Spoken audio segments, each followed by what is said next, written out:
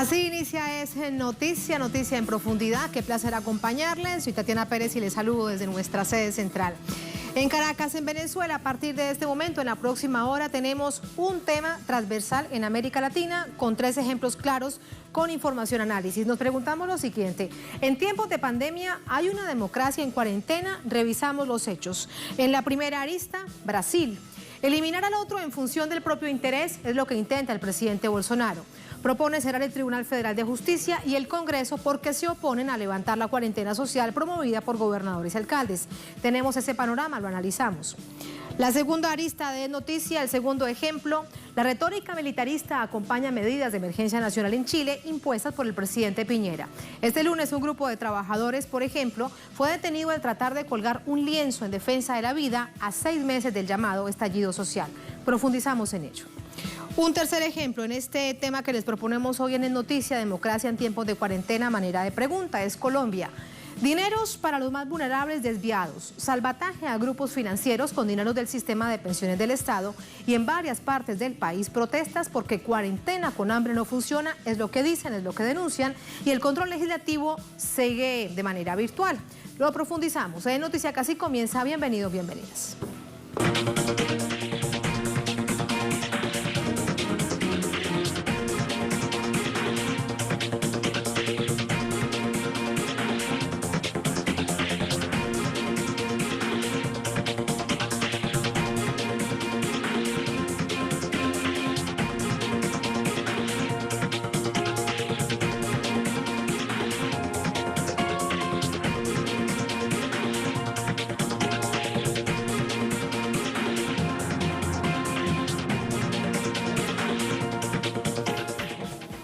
Así entramos en materia. Es noticia Brasil. La crisis por la pandemia de la COVID-19 trastoca la institucionalidad democrática de la nación. Mientras algunos sectores defienden el decreto de medidas de aislamiento a nivel regional y local, el gobierno federal, que lidera el presidente Bolsonaro, plantea la reactivación económica en medio de la coyuntura y de manera inmediata. El presidente se va contra poderes públicos que no acompañan este plan. La toma de decisiones en relación al tratamiento que debe impulsar el Estado brasileño con respecto al coronavirus se ha delimitado en 2 grandes grupos fundamentales: quienes defienden las medidas de cuarentena social altamente exitoso en países como China y quienes auspician reactivar el aparato económico a pesar del alto nivel de contagio que posee el virus, como está ocurriendo en Estados Unidos, a día de hoy, el epicentro mundial de la pandemia. Las contradicciones en torno al tema también se han presentado dentro del gabinete del presidente Jair Bolsonaro, que se saldó con la destitución del ahora exministro de Salud, Luis Enrique Mandetta, quien defendía una política de aislamiento a contracorriente de lo impulsado por el mandatario ultraconservador, quien en varias oportunidades ha subestimado el peligro que representa el coronavirus, calificándolo como una gripecita, instando a la mayor parte de la población a volver al trabajo. 70% va a ser contaminado. El 70% de la población se infectará. Si no es hoy, será la próxima semana o el próximo mes. Es una realidad. Tenemos que cuidar a los ancianos y a las personas con problemas de salud. El resto tiene que ser cuidadoso, pero debe trabajar. Si no, el país no avanzará. Perderemos mucho. La vida de mucha gente será complicada. Diversas organizaciones sociales han criticado la postura de Bolsonaro e incluso han canalizado acciones legales en este sentido ante la Corte Penal Internacional de La Haya. La víspera, el grupo Ingenieros por la Democracia de Brasil realizó una denuncia por genocidio ante esta instancia multilateral, denuncia que se suma a la realizada a principios de mes por la Asociación de Juristas de Brasil. Bolsonaro defiende la reactivación económica a tal punto que este fin de semana respaldó la concentración de sus simpatizantes, donde exigieron la vuelta a sus labores cotidianas. En este contexto, además, exhortó a desconocer la decisión del Supremo Tribunal Federal de Brasil, que habilita a gobernadores y alcaldes a declarar medidas de aislamiento en sus respectivas jurisdicciones. Postura que produjo el rechazo de opositores al actual gobierno, como el dirigente del MTST y ex candidato presidencial por el Partido Socialismo y Libertad, Guilherme Boulos, quien comparó la actitud de Bolsonaro con la del monarca absolutista francés, Luis XIV. El desconcierto ocasionado por la pandemia, que estimula una mayor presencia y control estatal en todos los aspectos, está debilitando las bases democráticas dentro de estados conducidos por liderazgos extremistas y con claros matices autoritarios. Allí los hechos que se registran desde este fin de semana durante varias jornadas los hemos sintetizado en este informe de nuestro equipo periodístico. Vamos ahora con más hechos de la coyuntura con André Vieira desde Río de Janeiro. André, muy buenas noches. Todo eso en un contexto de pandemia donde lamentablemente aumenta el número de personas afectadas, contagiadas y el número de personas fallecidas. Efectivamente, Tatiana, un escenario muy complicado aquí para Brasil. Los últimos datos, de hecho, informan que Brasil tiene ahora 2.575 muertos. Esto representa 113 muertos en las últimas 24 horas. Tatiana, y el día de hoy, luego de participar de este acto que pedía justamente el cierre de la Suprema Corte de Brasil y también del Parlamento aquí de Brasil, Jair Bolsonaro minimizó este discurso, minimizó su participación, afirmando que no estaba ahí para apoyar cosas antidemocráticas, pero que estaba ahí por una cuestión del pueblo, y afirmó que él está de acuerdo que el Congreso y también la Suprema Corte sigan abiertos y que sigan transparentes. Y es bueno también recordar, Tatiana, que el mismo presidente que ahora pide esta transparencia del Congreso y la transparencia también de la Suprema Corte es justamente el mismo presidente que cuando volvió de Estados Unidos en una delegación llena de personas, con más de 20 personas que testaron positivo para el COVID-19. Cuando llegó aquí, Jair Bolsonaro realizó 2 testes y no presentó ninguno de estos testes, no tuvo la transparencia con la sociedad brasileña para presentar sus testes, y esto, de hecho, el Congreso en la última semana solicitó al presidente en un plazo de 30 días que presente ese test de COVID-19. Asimismo, este mismo presidente fue el presidente que cambió la ley de transparencia aquí de Brasil en este momento de pandemia, cuando Brasil necesita de estos datos, necesita de transparencia en el Estado. Él viene justamente con una medida provisional para cambiar esa realidad, esta ley de transparencia tan importante aquí para Brasil. Asimismo, Tatiana, como muy bien ustedes ya nos adelantaban, diferentes organizaciones están denunciando al presidente, no solamente por esa cuestión de la participación ayer. Recordemos, son diferentes momentos que nosotros estamos aquí acompañando sobre las declaraciones de Jair Bolsonaro o de las acciones de Jair Bolsonaro frente a las cuestiones democráticas, de la cuestión del COVID-19. Yo sé que son diferentes denuncias que fueron presentadas a lo largo de los tiempos ahí por diferentes organizaciones, y por aquí también crece la movimentación o la movilización que sea de los parlamentarios, de los partidos políticos, para pedir un impeachment, para presionar que el presidente de la Cámara de los Diputados abra un proceso de impeachment contra Jair Bolsonaro para investigar justamente estas cuestiones de crimen de responsabilidad que tienen que ver con el COVID-19, que tienen que ver con esta participación en actos antidemocráticos aquí de Brasil. Yo sé que son diferentes organizaciones, diferentes denuncias. Y Tatiana, por fin,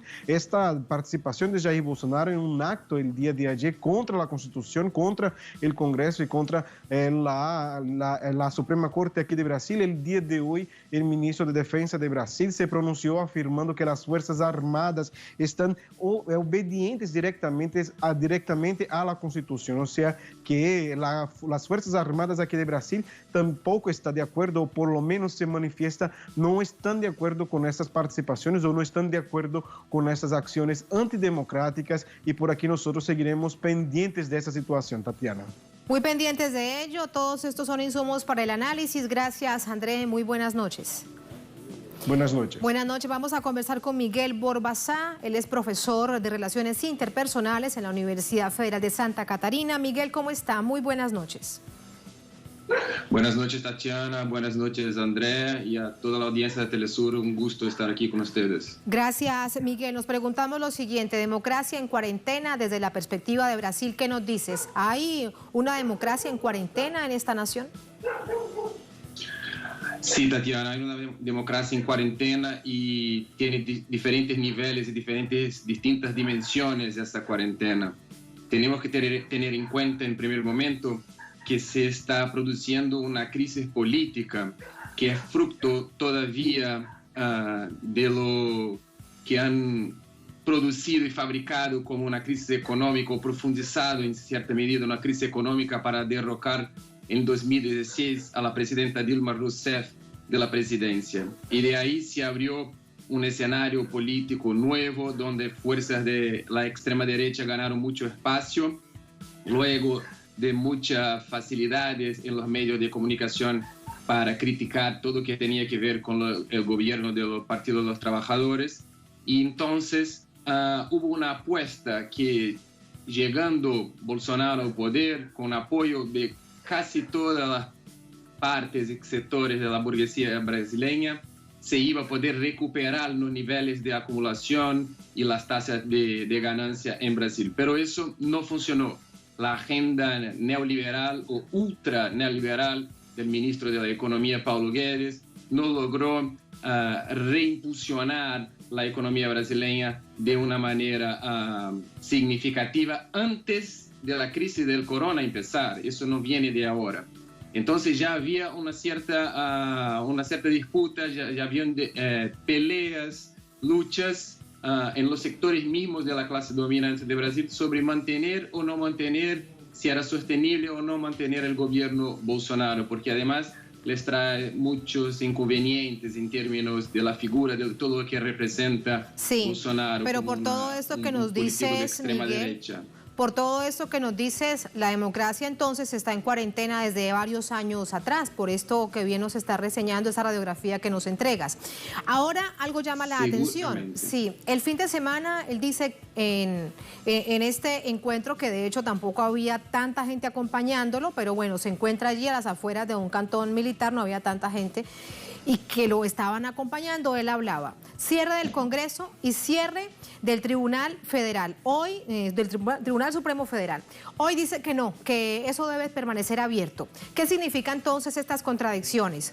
¿Son una decisión en términos de retórica bien pensadas para generar incertidumbre, para generar confusión, o son cosas que se le ocurren al momento? No, seguramente, Tatiana, es una táctica política que Bolsonaro viene utilizando desde antes de la campaña presidencial. Avanza y recúa, avanza, vuelve a recuar un rato para evaluar las fuerzas políticas, para averiguar cuáles tipos de reacciones van a obtener o no. En este momento está tratando de jugar con este sector de las élites dominantes, de la clase dominante de Brasil, que ya está intentando buscar un otro proyecto alternativo al de Bolsonaro, pero que tenemos que tener muy cuidado con eso, porque es un proyecto a menudo neoliberal, elitista, igual, un proyecto de profundizar las relaciones capitalistas en Brasil. No es un proyecto popular que en este momento está como avanzando para cambiar el gobierno de Bolsonaro. Eso en un momento que la gente no puede salir a la calle por cuenta de la pandemia del coronavirus, es una situación además muy peligrosa por la democracia, por la democracia. Si tenemos un cambio de gobierno no electoral o de régimen, sin que los sectores populares, los sectores en lucha puedan estar en la calle planteando sus propias propuestas, sus ideas y participando del proceso político de manera efectiva. Porque sabemos que la clase dominante hacen sus acuerdos y decisiones a puerta cerrada, pero nosotros necesitamos estar en la calle, lo que no es posible en este momento. Entonces, una situación te entiendo, muy pero delicada hay, para los sectores populares. Sí, ¿hay alguna idea sintomática, Miguel, de que esto realmente pueda suceder? Veíamos, ya relatábamos, lo sucedido con la Corte Suprema, emite un comunicado rechazando la postura del presidente Bolsonaro. Lo mismo hacen las dos cámaras del Congreso. Nos acaba de decir Andrés que también las fuerzas militares a través del Ministerio de la Defensa sientan posición y dicen que están apegados a la Constitución. Por todos estos hechos, entonces, ¿hay algún síntoma que permita pensar que será apartado del poder el presidente Bolsonaro? Puede ser que sí, es una posibilidad real, aunque no esté garantizada todavía, porque tenemos que tener en cuenta que todos estos sectores tienen acuerdo en términos de política económica neoliberal que se debe implementar, las llamadas reformas del Estado que se estaba tratando de implementar el gobierno Bolsonaro. Entonces, no podemos tener muchas esperanzas con estos sectores disidentes que a menudo lo ayudó mucho a se elegir, participar, eran sus aliados hasta muy poco tiempo atrás y que ahora están tratando de pensar en un camino alternativo al de Bolsonaro. Tenemos que tener en cuenta que, por ejemplo, gobernadores como el de São Paulo, João Dória, no es alguien que está interesado en proteger a la vida o en ninguna otra frase, digamos, demagógica que puede estar manejando en este momento. Es un tipo extremadamente duro, neoliberal, brutal, que no tiene problema en sacar la policía contra los funcionarios públicos, contra los profesores. Entonces es una situación que, desgraciadamente, por lo que representa Bolsonaro en todo el espectro político, los sectores populares actualmente no han encontrado un espacio propio y muchas veces se ven en la necesidad de estar cercanos, demasiadamente cercanos en mi avaliación, de estos sectores disidentes de la clase dominante que se presentan como un poco más civilizados que Bolsonaro. Pero eso tampoco garantiza ningún proyecto popular realmente emancipatorio para los que necesitan en Brasil. Claro, no, sin duda. En todo caso, aquí también en el marco del análisis de esa realidad hay un hecho claro. Había un grupo de personas escuchando al presidente Bolsonaro. Desde el pasado fin de semana vemos algunas caravanas que arman bastante tráfico, pitan con carros muy lujosos, acompañando al presidente Bolsonaro para decir no más, esta cuarentena hay que levantarla. ¿Quiénes son ellos? ¿De quiénes se trata? ¿Qué sector representan? Hay un sector muy hegemonizado por ideologías de extrema derecha y por ideología contemporánea de completa crítica a todo lo que tiene que ver con la política y con el Estado y con el estado de bienestar. Lo que más me preocupa no es específicamente estos grupos que están apoyando a Bolsonaro y que son sectores de clase media que lo utilizan para expresar todos sus prejuicios, todos sus preconceitos, su racismo, su misoginia y su elitismo. Lo que preocupa más son sectores de las distintas policías militares estaduales que muchas veces han dado muestras en los últimos meses y semanas de quebrar su cadena de comando y no obedecer a sus gobernadores, sino que obedecer directamente al presidente de la República. Entonces, puede ser que si esas peleas institucionales entre Bolsonaro y las fracciones de la derecha que ya están intentando tratar de reemplazarlo, justamente porque no creen en su capacidad de seguir tocando el proceso de las reformas neoliberales, eso puede resultar en algunas peleas entre fuerzas militares del propio Estado, de policías, entre estados de la policía con algunos sectores de las Fuerzas Armadas, donde Jair Bolsonaro tiene mucha proyección sobre las capas medianas y bajas, la baja oficialidad y mediana oficialidad de las Fuerzas Armadas, pero no parece hasta este punto encontrar mucho respaldo para aventuras golpistas en los sectores más del topo de la jerarquía militar. Sí. Pero es una situación muy fluida que todavía no podemos vislumbrar una salida diferente de la conclusión de que los sectores populares en este momento están muy imposibilitados de hacer su política, porque toda la política ahora está vigiada, porque se tiene que hacerla por internet. Y ¿no? porque en además, línea, Miguel... y todo muy censurado y imposibilita una real participación popular en este momento. Sí, y porque además hay un asunto de proteger la vida. Esa es una realidad y es que si no hay una decisión a nivel federal, a nivel nacional de protegerlos, generan precisamente esas acciones, bueno, protegerse como comunidades. Para despedirte, en medio de toda esta situación tan compleja en la que vive el país, llevado a tal nivel de la extrema derecha que a veces parece una situación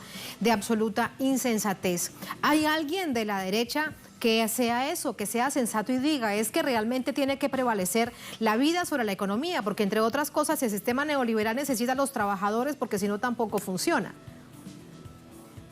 Eso, hay figuras de la derecha que están manejando esta idea de proteger la vida contra la economía de forma muy hipócrita y demagógica, que no podemos confiar para nada.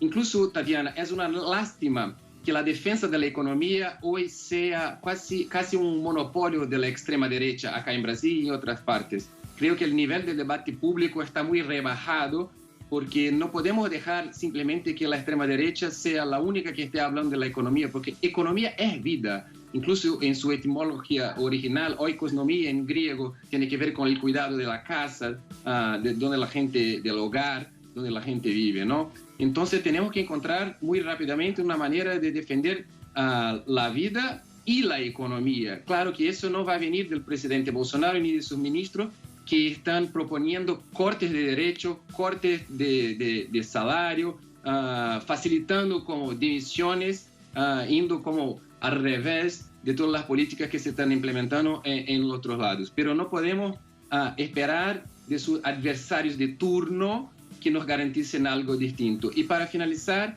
en medio a todo eso, hay muchos temas que se están invisibilizados, ¿no? Eso es muy peligroso, lo que está pasando con los ataques a las reservas indígenas acá en Brasil y en otras partes de América Latina. Sabemos que los paramilitares colombianos están aprovechando para incrementar sus asesinatos y persecuciones de liderazgos sociales. Los Estados Unidos están moviendo una agresión militar contra Venezuela casi que explícita y declarada en este momento. Entonces, toda esa crisis del coronavirus, que es gravísima y muy peligrosa, también es peligrosa en el sentido para la democracia, porque hay muchas cosas que se están quedando invisibles frente a todo eso y bueno, no podemos dejarlas en esta invisibilidad porque son temas demasiadamente serios y graves.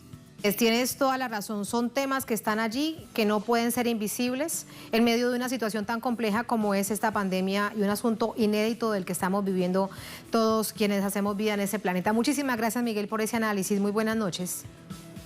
Gracias a ustedes, buenas noches. Buenas noches y gracias. Así nos vamos a la primera pausa en esta emisión de Noticia. Hoy con un tema central nos preguntamos, ¿la democracia está en cuarentena? Vamos al volver a hablarles de otro ejemplo de Chile. La retórica militarista acompaña medidas de emergencia nacional impuestas por el presidente Piñera. Este lunes, por ejemplo, un grupo de trabajadores fue detenido al tratar de colgar un lienzo en defensa de la vida, y todo esto, recordemos, además es fundamental hacerlo a 6 meses del estallido social. 18 de octubre del año 2019, 6 meses a hoy. Un asunto que es transversal y que analizamos al volver aquí en Es Noticia.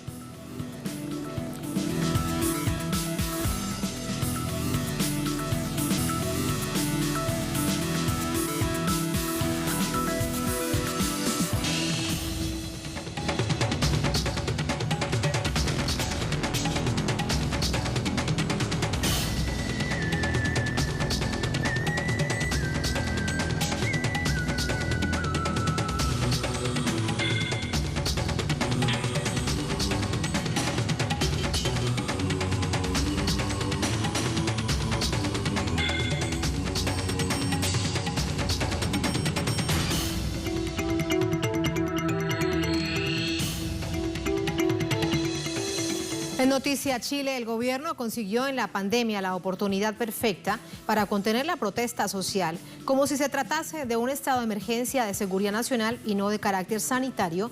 La medida más reforzada ha sido incrementar la militarización en las calles. Detalles a continuación. El gobierno tiene en las calles a más de 20.000 militares y mantiene el toque de queda en todo el país, presuntamente como una de las estrategias de prevención para evitar la propagación de la COVID-19. Hasta la fecha, el país registra más de 10.500 casos confirmados y 139 personas fallecidas. En contraste, una de las medidas anunciadas por el presidente Sebastián Piñera este fin de semana es la reincorporación progresiva de los trabajadores públicos a sus labores, y los estudiantes deben hacerlo a partir del mes de mayo. Para la Comisión Chilena de Derechos Humanos, los funcionarios públicos tienen derecho a desobedecer la orden del gobierno de volver a laborar y solicitaron al Sistema de Protección Internacional de los Derechos Humanos que actúe para dejar sin efecto la medida. La Agrupación Nacional de Empleados Fiscales, en contra de la medida instruida por el mandatario, denunció la detención de varios de sus dirigentes por colgar 2 lienzos en defensa de la vida y la salud de los trabajadores frente al Palacio de la Moneda.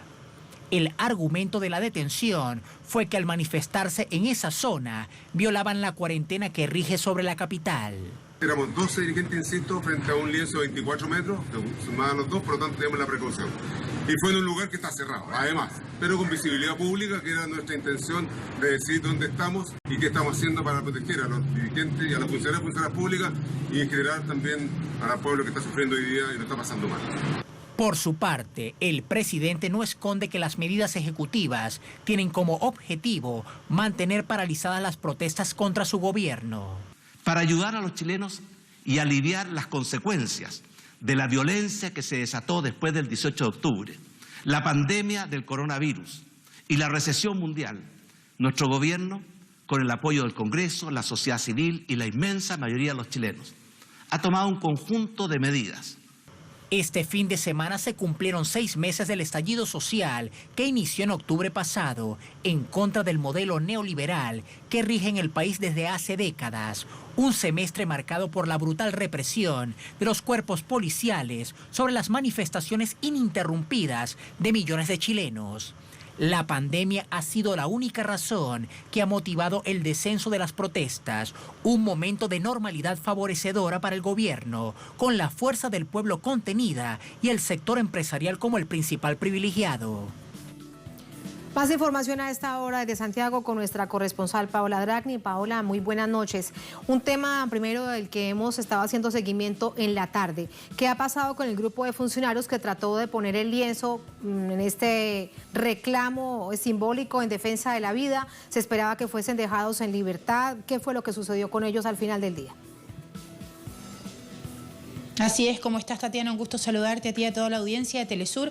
Fueron puestos en libertad después de 4 horas de trámites, la verdad es que bastante extraños, porque fueron detenidos por fuerzas especiales cuando ellos incluso están autorizados para permanecer en los sectores de cuarentena porque tienen su credencial como funcionarios y dirigentes sindicales de los trabajadores y trabajadoras del Estado.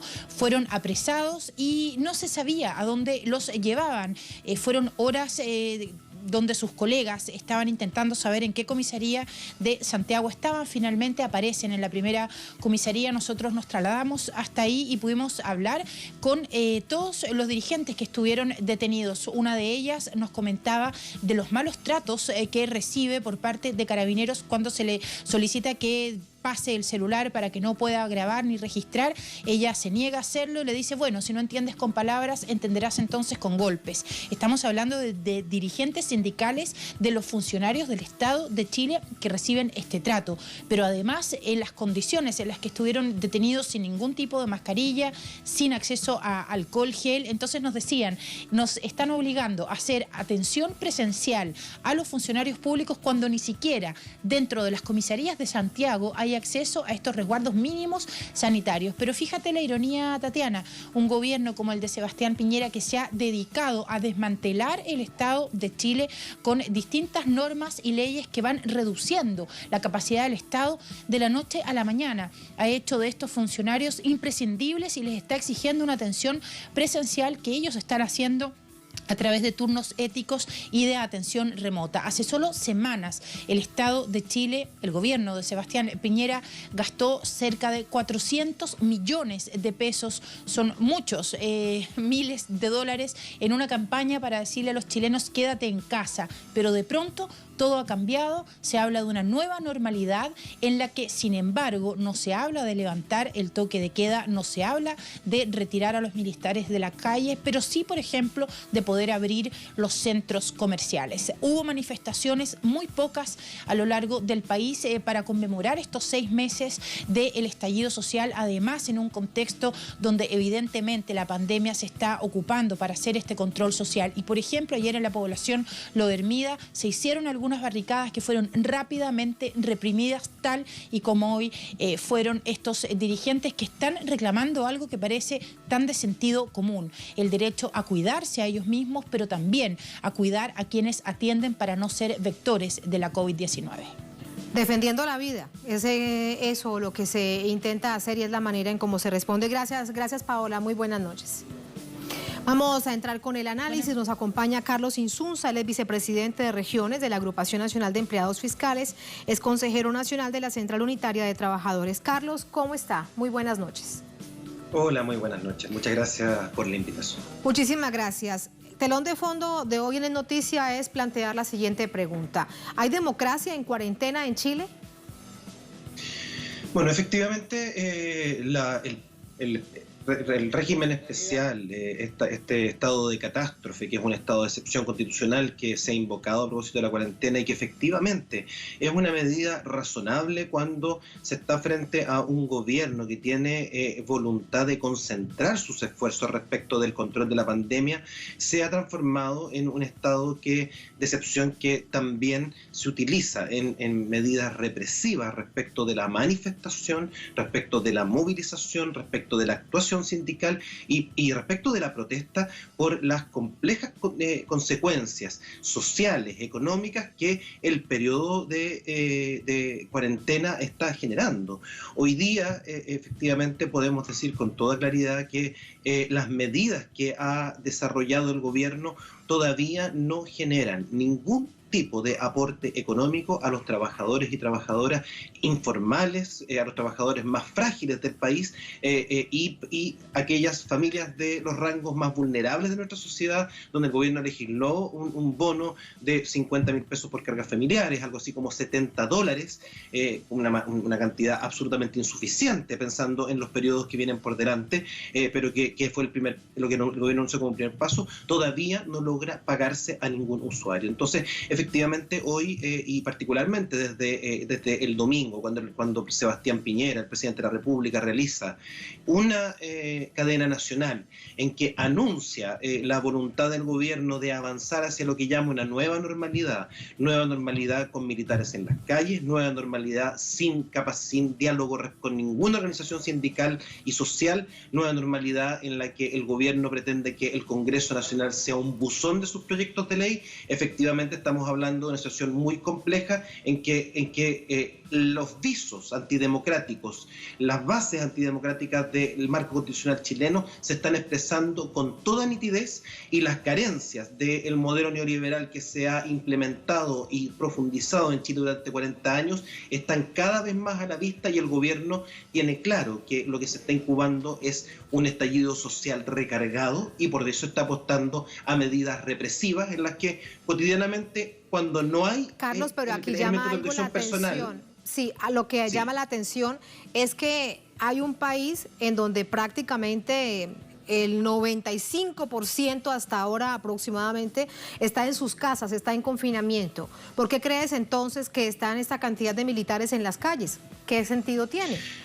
Si lo vemos de un mes atrás, para recordarlo, había un mantenimiento del estallido social y de alguna manera se entendía que era la respuesta desde el Estado, ¿no? Esta supuesta mano dura para contener la violencia. Eso es lo que decía siempre el gobierno. Ahora resulta que todos están en casa y se mantiene la militarización en las calles.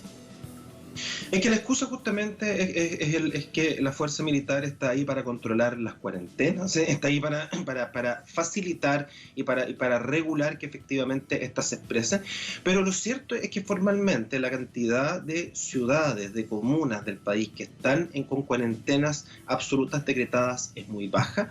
Es Magallanes, Temuco, Chillán, en Santiago, donde hubo en algún minuto 9 comunas de la región metropolitana en cuarentena, esto se ha ido reduciendo y por tanto efectivamente la presencia militar en las calles hoy día y la presencia además del nuevo material represivo de las fuerzas especiales de carabineros que se exhiben cotidianamente a lo largo de todo el país, es la voluntad del gobierno de hacer una demostración de fuerza y al mismo tiempo por la vía también de elementos simbólicos bastante concretos. Es decir, recordemos la foto de Sebastián Carlos, Piñera en la Plaza de la Dignidad hace unos días. El intento entonces intimidatorio, de manera permanente, intimidar. Así es. Ajá, ¿es eso? Intento que hoy día llegó hasta el arresto de los compañeros y compañeras, de algunos de los compañeros y compañeras, porque yo estaba en esa acción, que fueron parte de esta acción de protesta que estábamos realizando con todas las medidas de seguridad frente al Palacio de la Moneda. A ese punto quería ir, ya nos estaba relatando Paola lo sucedido al final del día, pero también es muy sintomático, también es muy diciente que solo un grupo pequeño de trabajadores públicos intentan poner esta pancarta, este lienzo en defensa de la vida, y esa es la respuesta del Estado. Si lo miramos entonces al cabo de unos meses, cuando todo vuelva a la normalidad, la pandemia no sea un peligro, un enemigo para la vida, ¿habrá entonces mayor nivel de represión en el marco de este escenario? ¿Cómo lo ves? O sea, a mí me parece que los niveles de represión a los que el gobierno de Sebastián Piñera escaló desde octubre en adelante son niveles de represión brutales que en nuestro país no veíamos desde la salida de la dictadura. Y por tanto, a mí me parece que lo que el gobierno hoy día está anunciando es que va a profundizar y ampliar estos métodos de control ahora con la excusa de la pandemia. Pero esto se enmarca absolutamente en la política que el gobierno ha seguido respecto de cómo abordar la pandemia. Lo cierto es que el gobierno ha utilizado la crisis sanitaria en función de hacer cursar su agenda neoliberal en el Congreso, la ha utilizado en función de intentar forzar al Congreso para legislar en la dirección de entregar recursos básicamente al empresariado y al gran empresariado, escudándose en las necesidades de las pequeñas y medianas empresas, y también de descargar el conjunto de los costos de la crisis sobre los trabajadores y trabajadoras, privados por la vía del seguro cesantía y también ahora públicos por la vía de la restricción fiscal y por la vía de generar esta amenaza de retorno a los puestos presenciales de trabajo, cuando el gobierno ha sido incapaz de demostrar en un solo elemento cuáles son hoy día las necesidades que desde el Estado no se están cubriendo, porque lo cierto es que todos los trabajadores del Estado, sea presencialmente, sea en formatos de turno o sea por trabajo remoto, estamos cumpliendo nuestra labor y nuestros servicios se están dando a la ciudadanía, no sin complejidades, pero garantizando, buscando garantizar sus derechos frente a la compleja situación que hoy día estamos viviendo. Sí, con esto te quiero despedir. A propósito de esta exigencia de regresar a los puestos de trabajo y dejar entonces el teletrabajo, ir de manera presencial, hay un derecho esencial que es el derecho a la vida. ¿Hay cómo contenerlo desde la Constitución? ¿Hay cómo contenerlo? Porque lo que desde otra mirada uno podría estar pensando, o tal vez ustedes lo han pensado también, que lo que quieran es sancionar socialmente y entonces disminuir puestos de trabajo. Sí, a mí me parece, o sea, nosotros estamos haciendo acciones de carácter judicial, también se han realizado de parte de distintos actores acciones ante la Contraloría General de la República, que es el órgano que regula el empleo público. Nosotros tenemos confianza en que vamos a tener respuesta en ese ámbito, pero es absolutamente evidente que la medida que ha anunciado el gobierno de Piñera respecto a los trabajadores públicos no tiene nada que ver con la función pública, no tiene nada que ver con el servicio a la ciudadanía, que efectivamente es una medida que lo que busca es confrontar a los trabajadores del Estado con el resto de la población para preparar el escenario para posibles bajas de remuneraciones o reducción del Estado, pero además y sobre todo durante las últimas semanas el gran empresariado ha venido exigiendo la normalización de la actividad económica y el gobierno ha buscado utilizar a los funcionarios públicos como punta de lanza para abrir camino a esta normalización.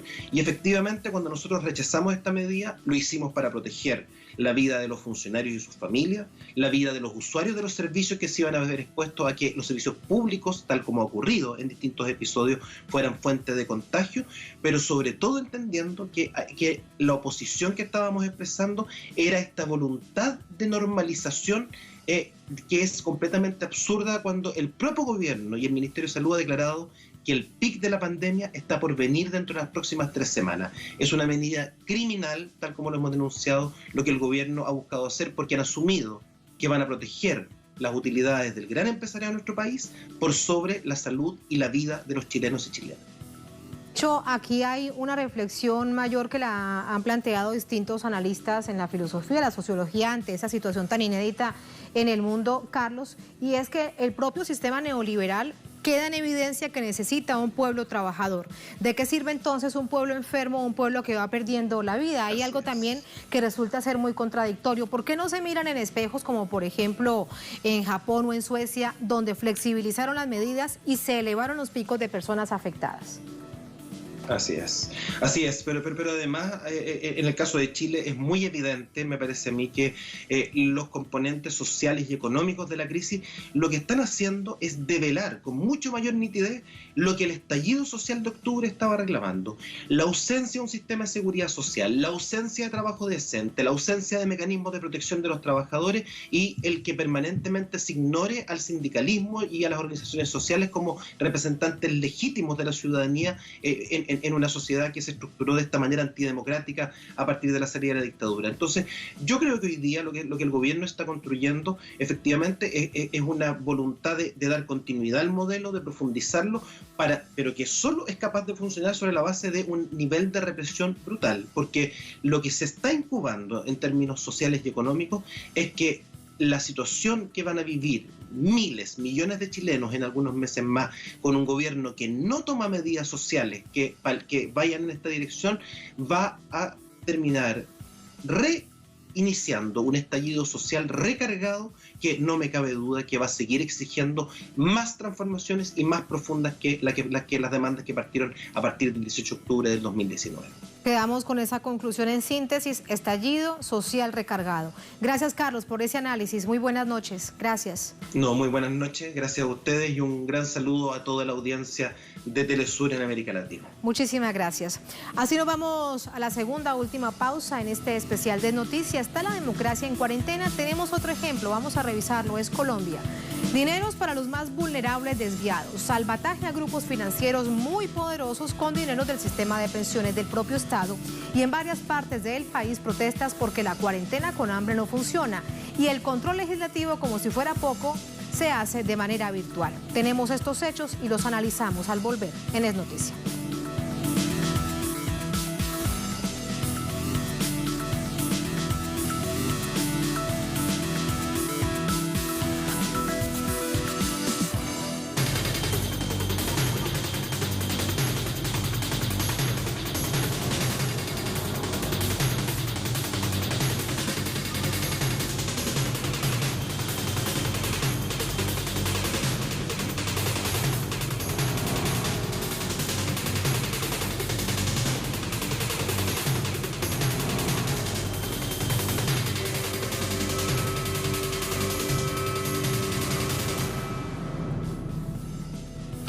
En Noticia Colombia, el gobierno anuncia un oneroso préstamo a la banca privada con dinero del sistema de jubilación del Estado público.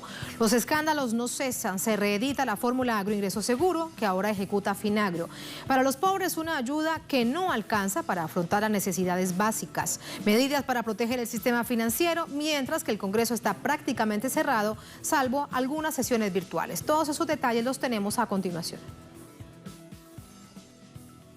En medio de la pandemia a causa del coronavirus, el gobierno del presidente Iván Duque, en vez de reforzar e implementar programas sociales para que la población más vulnerable pueda tener un aliciente para frenar el hambre y las necesidades básicas, el Ejecutivo apuesta a proteger el sistema financiero privado.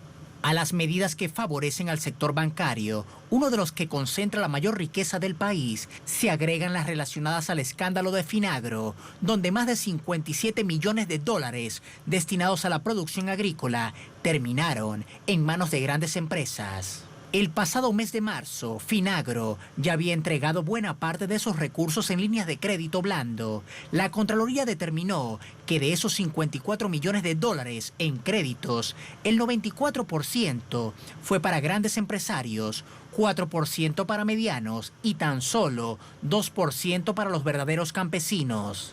Los intermediarios de todas esas operaciones son los bancos Colpatria, Bancolombia, Davivienda, Banco de Bogotá, Itaú y el Banco de Bogotá, entidades que se benefician con el 6% en la operación. Finagro le otorgó créditos a grandes empresas como Avidesa Macpollo, Italcol y Alimentos Polar Colombia. A todas estas prestaciones que reciben los banqueros que en el año 2019 se embolsaron 19 billones de dólares en utilidades netas, el gobierno arremete en los bolsillos de todos los colombianos para sumarle renta a los banqueros por medio del decreto 558 del 15 de abril de 2020, que disminuye por 2 meses las cotizaciones al régimen de pensiones del 16% al 3% y traslada a Colpensiones los pensionados de los fondos privados que están bajo la modalidad de retiro programado, los cuales están en riesgo de que esos recursos de los ahorros que les manejan los banqueros y con el cual se pagan sus mesadas pensionales se hayan disminuido por causa de la crisis económica global, que deja para los más necesitados el presidente Iván Duque una ayuda equivalente a $40, que además ha sido motivo de cuestionamientos de los sectores sociales por la cantidad de irregularidades que se han detectado en este sistema, que además, en medio de las urgentes contingencias que padecen los más pobres, la gente tiene que seguir esperando por el beneficio anunciado, incluido el personal sanitario. ¿Qué pasó con la bonificación para los trabajadores de la salud que fue anunciada por usted? En efecto, nosotros lo mencionamos juntos en uno de los primeros espacios de prevención y acción. Ya quedaron unos lineamientos generales, creo que en el 538, y ahora lo que nosotros debemos sacar es la reglamentación en los próximos días. Pero contéstele usted a Catalina, ministro, sí. ¿Qué meta nos podemos poner para contestarle a Catalina? Yo creo que la meta es tenerla regulada al final de esta semana, presidente. En medio de esta situación financiera que benefician a los que más tienen y en detrimento de los menos favorecidos, la oposición logra ganar una batalla en la que recursos equivalentes a más de 25 millones de dólares que estaban destinados a compra de armas ahora irán a la salud, donde el Ministerio de Defensa se acogió a la proposición del senador Iván Duque. Tienen a la salud de los colombianos, más en estas circunstancias de emergencia sanitaria por la pandemia. Creo que es algo que se debe valorar. Yo espero que así siga siendo en el futuro, que podamos hacer que en Colombia las fuerzas militares, el ejército, la fuerza armada, la policía, se dediquen prioritariamente a cuidar la salud, el bienestar de los colombianos en términos de destinar recursos para la paz, para el bienestar, para la salud, la educación y no para las armas y la guerra. Otro elemento que debe afrontar la sociedad colombiana en medio de la crisis del coronavirus es la vulneración de su sistema democrático, debido a que el gobierno de Iván Duque se resiste al control político sobre los aspectos de la emergencia económica, social y ecológica que ha sido decretada por el Ejecutivo. El Congreso ha sesionado virtualmente con escasa participación, lo que conlleva a legislar sin que se obtengan resultados para tomar medidas y soluciones que den alivio a las carencias de la gente. Allí los hechos complejos de Colombia. Vamos a entrar con el análisis vía telefónica. Nos acompaña Enrique Daza, es analista económico internacional, nos acompaña desde Bogotá. Enrique, ¿cómo está? Muy buenas noches. Buenas noches, ¿cómo está? Muchas gracias. Democracia en cuarentena, nos preguntamos en distintas naciones de América Latina. En este momento profundizamos en el caso colombiano. ¿La democracia colombiana está en cuarentena? Bueno, hace mucho tiempo está en cuarentena. Pero en este momento hay varios hechos que podemos resaltar. Uno es que el gobierno se tomó atribuciones que tendría el Parlamento. El gobierno decidió no citar al Parlamento en la fecha que debía citarlo. Hubo que hacer una intensa discusión para que lo citara. Finalmente lo citaron en unas reuniones virtuales. Mejor dicho, el Ejecutivo no encuentra qué papel jugar, y muchos de los decretos y decisiones que ha tomado en el Ejecutivo no están pasando por el control político que es obligación del Parlamento. Entonces hay peligro de que se configure una situación antidemocrática y que muchas decisiones se tomen en forma unilateral. Una prueba de esto está en que algunas de las decisiones que se han tomado no corresponden a las urgencias de la coyuntura, sino que es una forma de introducir la agenda, lo que se ha llamado el paquetazo y que suscitó tantas protestas el año pasado. Entonces el gobierno ha intentado meter de contrabando algunas de estas propuestas. Pues muy grave eso. De hecho, la semana anterior, Enrique, el ministro de Hacienda hablaba de una reforma tributaria, que era el momento para hacerla. Rápidamente el presidente Duque dice que no es el momento para hablar de ello. Pero por todos estos decretos parece que estuviesen avanzando en la reforma tributaria. ¿Usted qué dice? Sí, hay muchas de las decisiones que se han tomado que pueden tener consecuencias futuras y de todas maneras el ambiente que se respira es el ambiente de que si el gobierno quiere hacer una reforma tributaria o por lo menos avanzar en la dirección, por ejemplo, de que entre en vigencia la reforma anterior, que es una reforma presuntamente regresiva. Cuando muchos sectores de la oposición están diciendo, por ejemplo, que se suspenda la implementación de la reforma anterior que le dio grandes privilegios por cerca de 10 billones de pesos a las grandes capitales. De hecho, también hay algo que es bastante complejo y quiero conocer su visión, Enrique. Tiene todo que ver con los dos grandes emporios financieros, los dueños de los bancos en Colombia.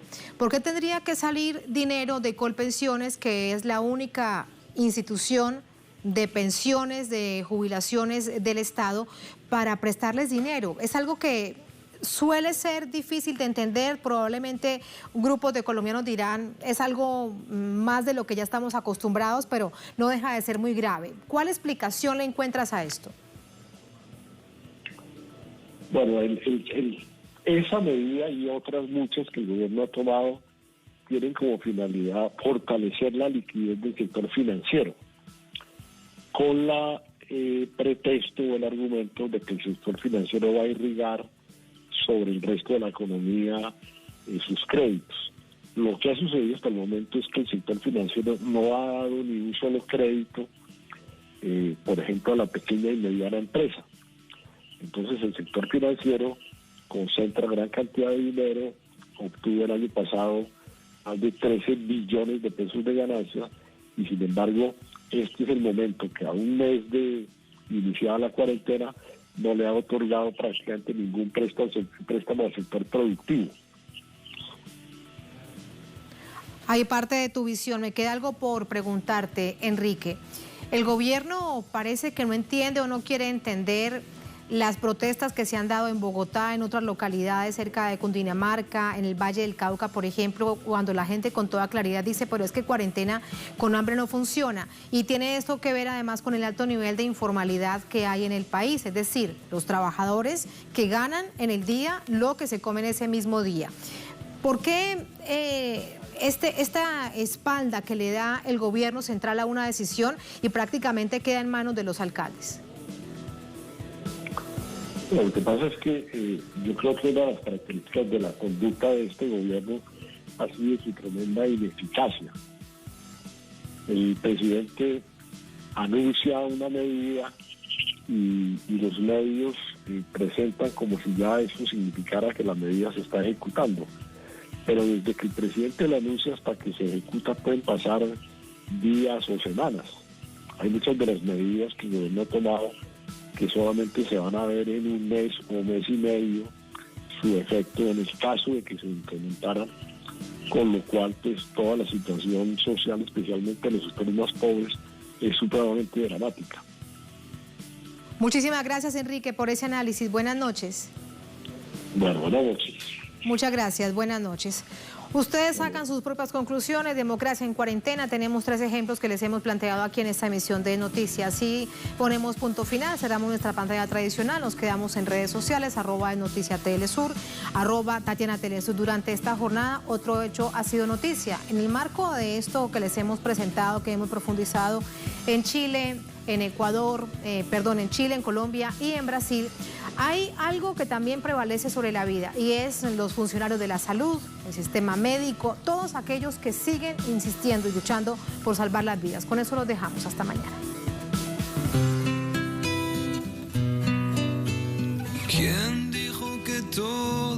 está perdido.